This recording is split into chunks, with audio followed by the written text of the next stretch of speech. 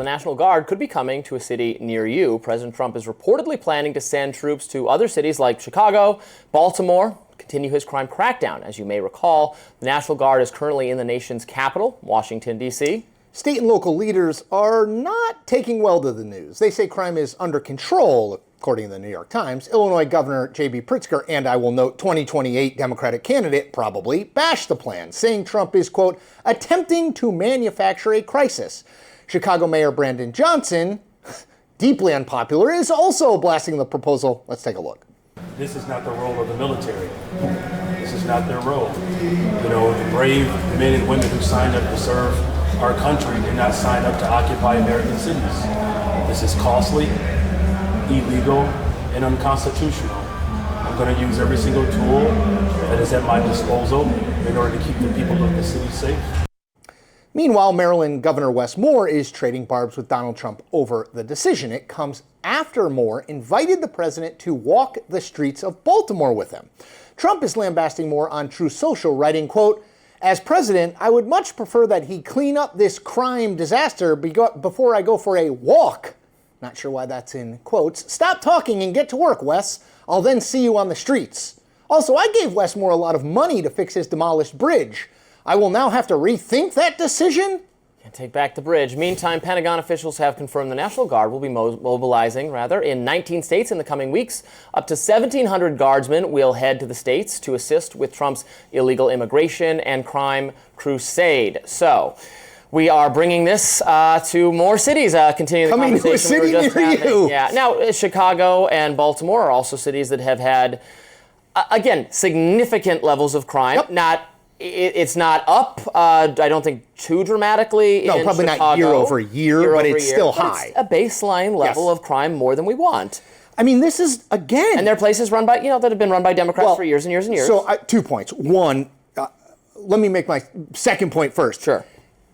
If I'm looking for a city that I would say crime is, if not out of control, in a really bad place, I would say like a Memphis, Tennessee, yes, for example. Now, Memphis, Tennessee is a very Democratic city in a very Republican state. It has a Republican governor. The legislature is all Republican. So, we've not seen that yet. Baltimore, Democratic city and Democratic state. Chicago, Democratic city and Democratic state. D.C., Democratic city and federalized District of Columbia. So I'm interested to see that.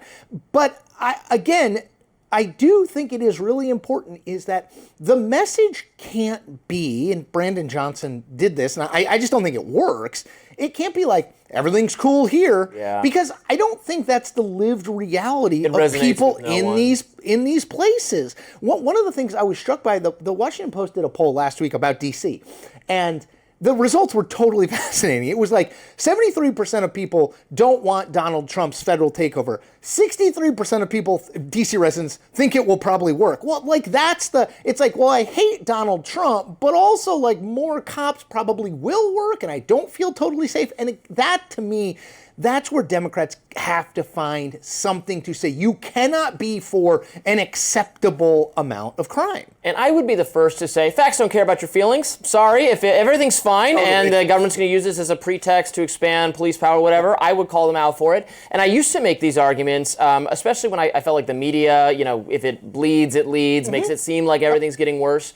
And, over the early 90s, we started to finally see huge collapse in handgun crimes throughout the country. Like the murder rate fell by half, and the trajectory of things was really good. So then if you were, constantly complaining about crime, you're like, okay, well, things are getting better. Every year they're getting better. But that trend...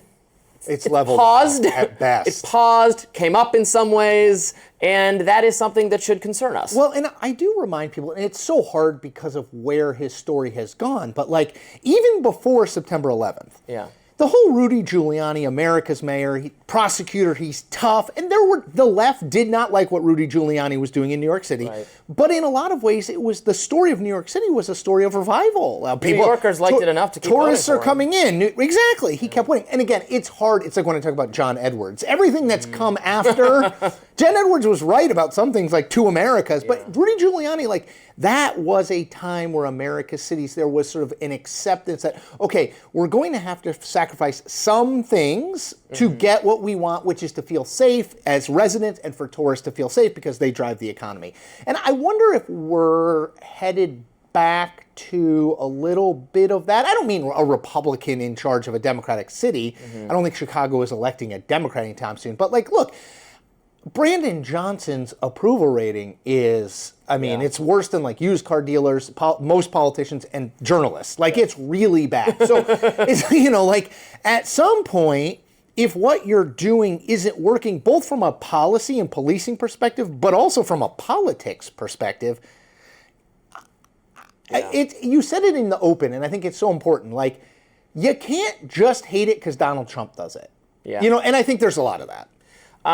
Do you think the defund the police, abolish the police, whatever it is, that rhetorical fervor that overtook the party in 2020, that's totally dead? That's been beaten back. That has no power in the Democratic Party. It is one of the single stupidest political phrases I've ever. Zoran is a abolish ICE is in the running with defund the police for stupidest slogans. Zoran Mamdani is an out and proud democratic socialist. He does not run from his stances by and large. He's running from that one. He pretends he never said that. I mean, it is just so stupid because follow the logic of that. Okay, we defund the police. Yeah. Now what? I mean, there's no one wants to feel unsafe in their community. I mean, I wish it could be done. I don't want to pay taxes at all. You know, my ideal tax rate, libertarian here, 0%. It's like that scene from Armageddon with Bruce Willis when they have to fly. They're the miners and they have to fly to mine the big asteroid. They put a nuclear bomb in and they say, like, we've got a couple conditions. One, we never pay taxes again, ever. It's like that kind of vibe. Exactly. No one thinks that a world without the police is one that, like, do the police have, of course, like any institution, yes, there are bad apples. I remember when I used to work at CNN, people would be like, well, I saw James O'Keefe do a secret interview with fill in the blank. I'm like, number one, I don't know who that person is. It was like some camera person I met in Atlanta. Oh, okay. And then two, it would be like, so what do you think of it? I'm like, thousands of people work here. Are there some people that aren't on board? Of course. Like, it's like any big institution. So, yes, I am not saying the police are this benevolent everywhere. At the same time, yes, defund the police is one of the dumbest political things, and I think that Democrats will continue to struggle with it because, you know, the other thing, Robby, is I do think it's certainly not all of the base, but there are elements of the Democratic base who actually still believe that. Now, Zoran Mamdani might not own it, right? Because I think he understands, even in New York, it's not, that's not a doable thing. But that's the issue they have going forward, too, is like, well, some people in the party, it's like, oh, we'll just walk away from the diversity, equity, inclusion stuff. Well, some people put the DEI stuff at the center of who they are in the Democratic base. So I'm not sure you can just be like, it's bad politically, we can't ever talk about it again. And I wonder if not defunding the police and abolishing ICE, you know, a lot of these protests are like, why are these people out on the streets? I think most people are like, okay, I don't love that there's all these troops out. At the same time, I like to feel safe. Like, we can hold. Right. And I don't want anybody harassed by the police or, you know, it's annoying if to be asked, what are you doing here? This is my property. Get off my lawn. You know, I fully channel that. That's a proud, individualist, American spirit. I get it, I'm for it, but we just have to do something in some of these cities. That's exactly right. Something has to be done. The solution can't be, well, crime is down from when it was super high, and this is okay, I guess. Yeah. Try something different, Brandon Johnson. I'm not saying you got to try Trump's thing, but try something different.